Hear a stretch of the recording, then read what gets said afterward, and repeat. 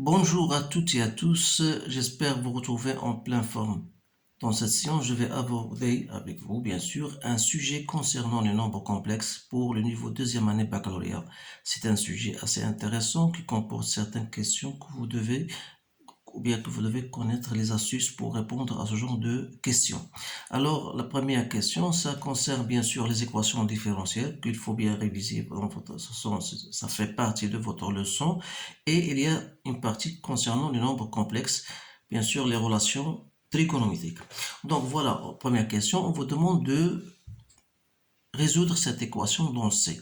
Voilà, vous avez bien sûr le sujet devant vous. Vous pouvez stopper la vidéo pour répondre aux questions. Alors, pour répondre à cette question-là, on va déterminer Z1 et Z2, les deux solutions de E, telles que la partie imaginaire de Z1 est strictement supérieure à 0. Alors là, il faut déterminer tout d'abord le déterminant delta. Donc, c'est B au carré moins 4AC. Bien sûr, je fais un rappel, B carré moins 4AC. Donc, dans ce cas-là, B c'est moins 2, donc c'est 4 moins 4 AC, c'est-à-dire ça fait moins 16, donc c'est 4i au carré. Voilà, donc je détermine Z1, c'est moins B, c'est-à-dire 2, plus racine de delta, donc c'est 4i, sur 2a. Donc ça me donne 1 plus 2i. Alors Z2, c'est Z bar, donc c'est 1 moins 2i. C'est une question très simple. Donc on passe à l'autre question. Donc on vous dit voilà, on déduit la solution de l'équation différentielle de suivante E1. Donc l'équation différentielle, vous savez bien sûr de ce genre de type d'équation différentielle. Voilà, qu'est-ce que vous allez faire? Donc y seconde moins 2y' plus 5y égale à 0. Vous la transformez comme étant, voilà, r au carré moins 2r plus 5 égale à 0. Donc ça revient à la même équation. Donc vous allez déterminer R1 et R2. Donc R1, bien sûr, c'est négatif, donc c'est un nombre complexe. C'est égal à 1 plus 2i. Et R2 égale à 1 moins 2i. Alors, le type de solution, c'est Y, c'est alpha cosinus de Q de X plus bêta cosinus sinus de Q de X, l'exponentielle de R de X. Donc, l'exponentielle de P de X, pardon. Alors ici, P, pour nous, c'est P plus IQ. Donc, P c'est 1, Q c'est 2. Donc, y égale à alpha cosinus de 2x plus bêta sinus de 2x, l'exponentielle de x. Voilà la solution, le type de solution de cette équation différentielle. Maintenant, je vais passer à grand 2. On vous donne a égale à 1 plus i, 2 moins racine de 3. Et on vous dit montrer que le module de a est égal à racine de 6 moins 2. Donc le module de a n'est autre que 1 au carré plus 2 moins racine de 3 au carré. Donc c'est quoi? C'est 1 plus 4 plus 3 moins 4 racine de 3, c'est-à-dire c'est 8 moins 4 racine de 3. Alors, arrivé là, on va vous montrer que égal à racine de 6 moins 2. Donc, il suffit de remarquer que racine de 6 moins racine de 2 au carré, c'est bien égal à 8 moins 2 racine de 12, qui est égal à 8 moins 4 racine de 3. C'est-à-dire, on va en conclure que A, le module de A, c'est racine de 8 moins 4 racine de 3 qui n'est autre que racine de 6 moins racine de 2 au carré. Alors là, c'est quoi? C'est le module ou bien la valeur absolue de racine de 6 moins racine de 2 qui est égal à racine de 6 moins racine de 2. Pourquoi? Parce que racine de 6 très supérieur à racine de 2, donc c'est la valeur absolue, c'est racine de 6 moins racine de 2. Donc on a bien montré que le module de A est égal à racine de 6 moins racine de 2. On passe à l'autre question. Voilà.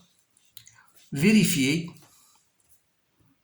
que A égale, voilà, vérifier que A égale 2 racines de sinus de pi sur 6 plus 2i 1 moins cosinus de pi sur 6. Alors c'est simple. À partir de cette relation, on va passer de l'un à l'autre. Donc on a 2 sinus de pi sur 6 plus 2i 1 moins cos de pi sur 6 n'est autre que 2 fois 1 demi plus 2i 1 moins racine de 3 sur 2. Donc, vous remarquez bien sûr que ça égale à quoi? 2, ça fait 1, plus i, je fais entrer le 2, donc ça me donne 2, moins racine de 3. Et c'est bien égal à a. On a bien vérifié donc que cette relation, que a est bien égal à ça.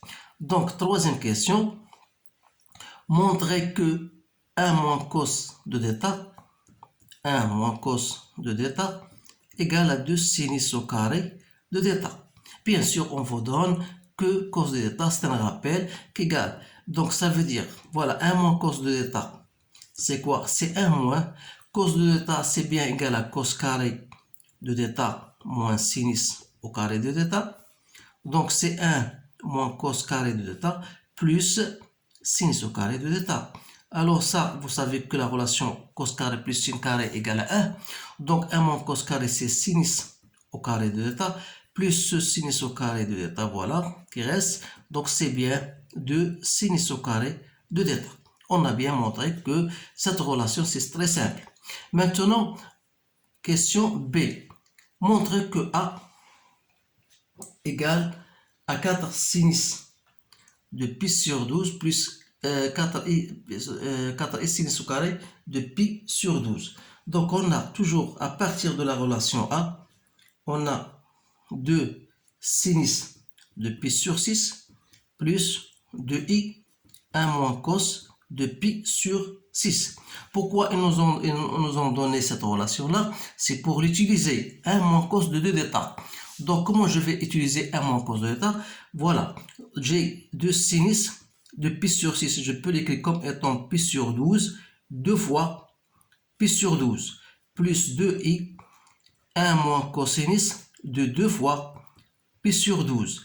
Donc, j'ai bien l'expression 1 moins cos de 2 d'état et j'ai la relation sinus de 2 d'état. Or, le rappel sinus de d'état est égal à 2 cos de d'état sinus de d'état. Donc, c'est bien 2 fois 2 sinus de pi sur 12 cosinus de pi sur 12 plus 2i 1 moins cos de d'état. On a bien montré qu'elle a 2 fois sinus au carré de d'état. Donc voilà, donc ça me donne 4 sinus de pi sur 12 cos de pi sur 12 plus 4 i sinus au carré de pi sur 12. Voilà, on a bien montré cette relation. Maintenant, je vais passer à la question suivante. Le reste de l'exercice. Voilà, on vous donne montrer que 4 sinus de pi sur 12 cos de pi sur 12 et sinus de pi représentent la forme trigonométrique de A. Pardon. Et on déduire la valeur de sinus de pi sur 12. Voilà, donc c'est à vous de stopper la vidéo pour lire les questions et répondre à ces questions-là.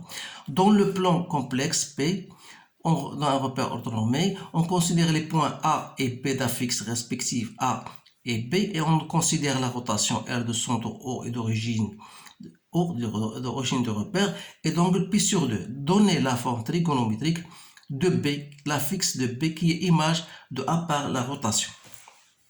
Alors là, pour montrer d'abord cette question-là, je vais considérer comme la question, on a déjà abouti à la question précédente, on a bien montré que A, c'est quoi? Donc, on a trouvé que A égale à 4 sinus de pi sur 12 cosinus de pi sur 12 plus 4 et sinus au carré de pi sur 12. Alors, je peux mettre sinus de pi sur 12, 4 en facteur. Donc, 4 sinus de pi sur 12 fois cosinus de pi sur 12 plus i sinus de pi sur 12. Donc, vous remarquez bien sûr que ça représente bien la forme trigonométrique de A en considérant A dont le module c'est 4 sinus de pi sur 12 et dans l'argument c'est pi sur 12. C'est bien. Alors là, pour en déduire la valeur de sinus de pi sur 12, je sais que A, on a égal A est égal à 1 plus I 2 moins racine de 3, qui est égal à 4 sinus de pi sur 12 cosinus de pi sur 12 plus 4i sinus au carré de pi sur 12.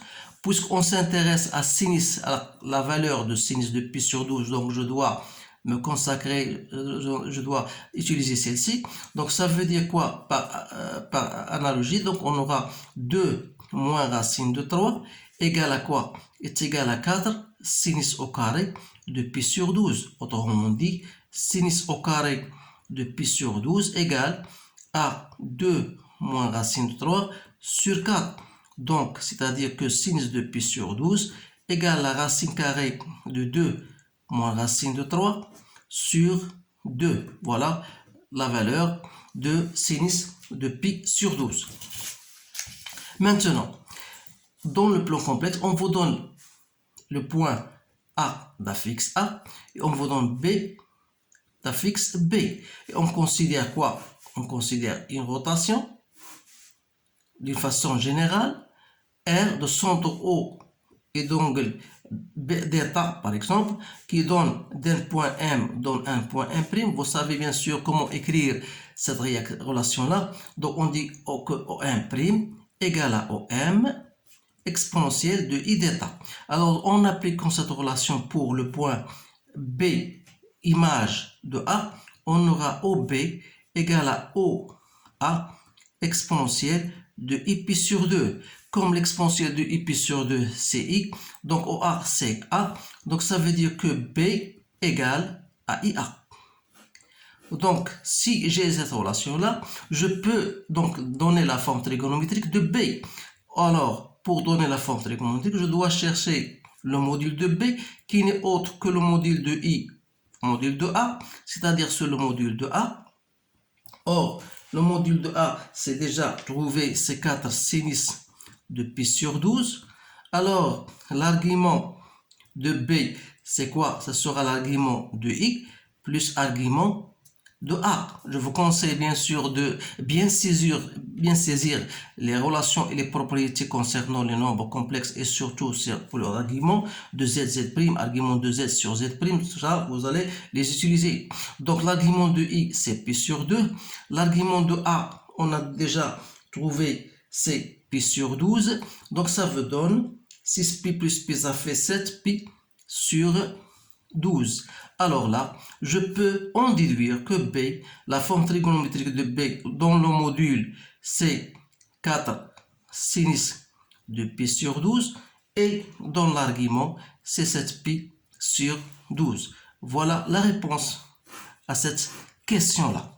Donc c'est un exercice assez remarquable, comportant, comme je vous ai dit, des questions importantes.